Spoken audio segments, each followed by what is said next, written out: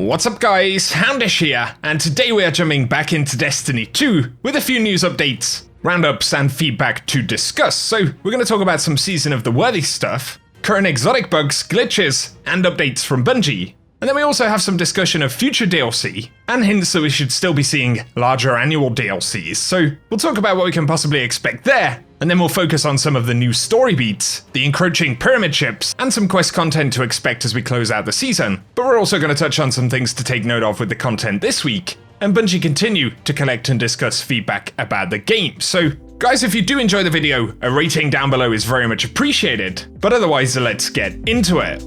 Initially, we have some brief updates from Bungie. Just last week, there was a bug that caused Nightfall loot to double up inside of the ordeals, and firstly, we should mention that this isn't a thing still in the game at the moment, and Cosmo confirmed it was definitely a bug. Last week they didn't rush to fix it, but he also clarifies that it is specific to the Warden of Nothing strike, and it should be fixed before that strike rotates in again. So unfortunately, it's not something that we're going to be seeing again this season by the looks of things, but he does add, "I love when bugs become features, and I've let the team know that the community would like to see some kind of PvE activity bonus rewards in the future." It's definitely an interesting one, and I think a lot of folks agree that it made the Nightfalls feel more fun, but for real, that feeling of kind of stocking up, getting rich, and getting more stuff than we're supposed to be getting is all part of that fantasy when you're able to farm an activity like this. And it also reminded me a little bit of something like the original Mindbender's farm, where you could trade with the boss for loot drops, and of course you could do that in a bunch of strikes in D1. So Bungie say they're going to see if they could do events where stuff like this potentially happens. And of course, we also have to hope that those Grandmaster ordeals will tick some boxes on loot as well. Hopefully, we'll get some details about those in the next couple of weeks. Once again, players point out that the Fighting Lion has had its blast radius erroneously nerfed. And Cosmo once again says that it's a known issue they are investigating. No idea how long that one's going to be a thing, but one that's been around even longer would be for the Polaris Lance. And basically, if you rapidly fire the weapon, it can actually cancel the explosive round. And Cosmo said, "We're still working on this one. Sorry that it's taking some time, but looking at the bug, it looks like making the change could impact other weapons that have multiple types of projectiles, and they're making sure that there aren't any side effects caused by the fix. It's not going to go out in the next update, but is currently scheduled for the one after that." And of course, the next update should be that April update on the 21st. And it is also possible we'll have another update before the end of the season, but we will have to wait and see. Although Cosmo did point out that he's also listed a bug where the dynamo and distribution perks don't have very good explanations of how they actually work, and an issue where infamy boosts are randomly turning off at some point during bonus infamy weeks, so apparently that has been happening randomly in different seasons and on different days and times. So they're also looking into that one.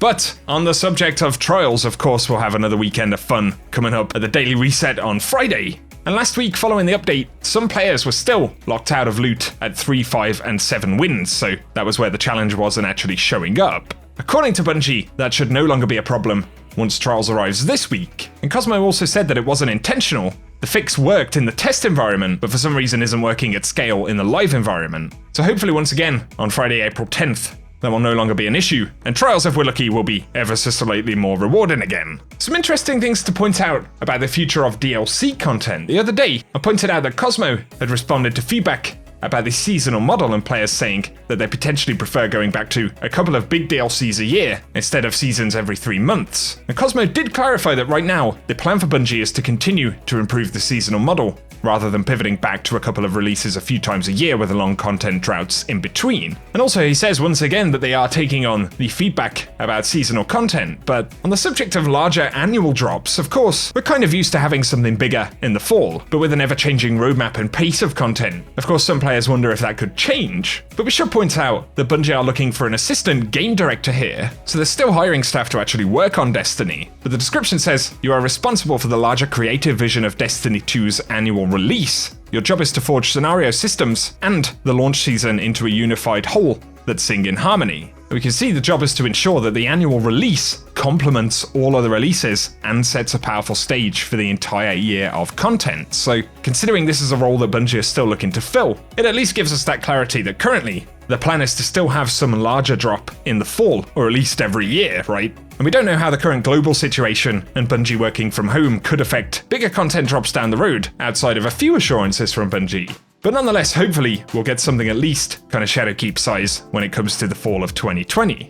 And so be sure to give us your thoughts in the comment section about that, guys. But now, let's talk a little bit about some of the new content this week. So, alongside the IO bunker, we had some really cool dialogue with a warning from Rasputin about our next major threat. So, Zavala essentially challenges Rasputin, and Rasputin plays a recording from the collapse, which in itself is really cool. And we hear a message from the new Pacific Arcology on Titan as it actually fell back in the collapse. So, I guess Rasputin is kind of comparing our new threats with those catastrophic moments from the past, and so it is certainly the case that teases to the pyramid ships continue. And also on Rasputin's wall maps in-game, we can now see these triangles blipping red right on the edge of the system map. So, funnily enough, the dialogue that we had in that little mission this week wasn't all that much about the Almighty, which is very much the imminent threat right now. But Bungie are weaving a little bit of real-time narrative about the pyramids, suggesting that more of them are coming. In fact, pretty much every time we've seen pyramids teased, there does appear to be more and more of them depicted being on approach. So, as Bungie said, the story should be kind of building and about to climax as we approach the end of the year.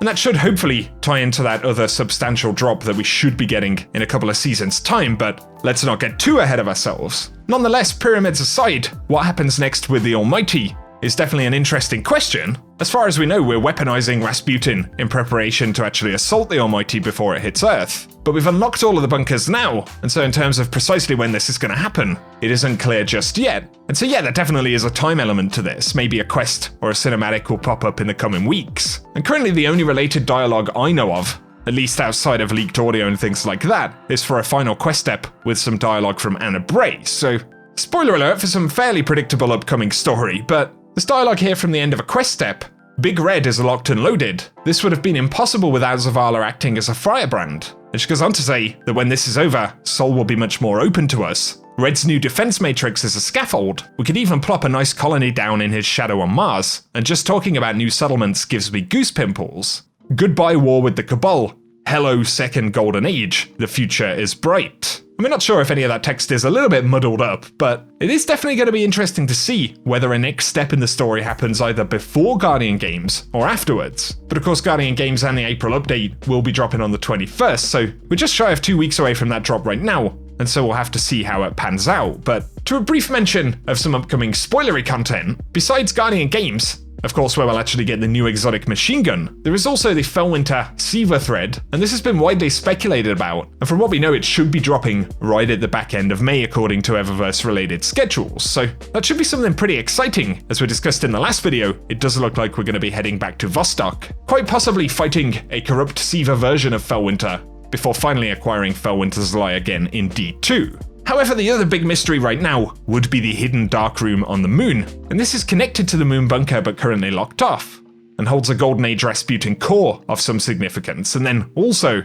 there are the interactable plates which players have found in the mission room. So, given what we currently know about upcoming content, this room does seem reasonably likely to either be part of a puzzle or a quest, so quite possibly it could be linked to the Fellwinter thread that we know about. If you think about something like Corridors of Time and the subsequent Bastion quest, you never know, it could be kinda similar. Or the other primary possibility would seem to be a space used in advancing the Pyramid thread story, or indeed finalizing Rasputin's preparation to take out the Almighty. So be sure to give us any thoughts you have about the ongoing story and that upcoming content.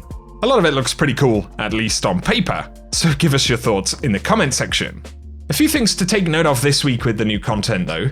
If you are completing triumphs for the Almighty title, players point out that of course you do need to clear all Seraph bunkers in one day, but right now before the daily reset, of course we have the conversation with Zavala in the IO bunker, and that actually counts as clearing the bunker, and presumably after the daily reset you'll have to go through the normal process, and so it means you can clear all 3 of those bunkers just a little bit quicker, and essentially yes, you just have to complete the other 2 bunkers in full before the daily reset. Another random shout right here, but players have found that you can actually use Tractor Cannon to debuff the Seraph Tower ball target, so instead of having to throw 6 balls, you can just throw 5 if you use Tractor Cannon to debuff it. And DMG said with all of the other feedback I'm going through at the moment, this is the last thing I'm going to prioritize in passing along, so if you want a very slightly easier run in the Seraph Towers, something to bear in mind.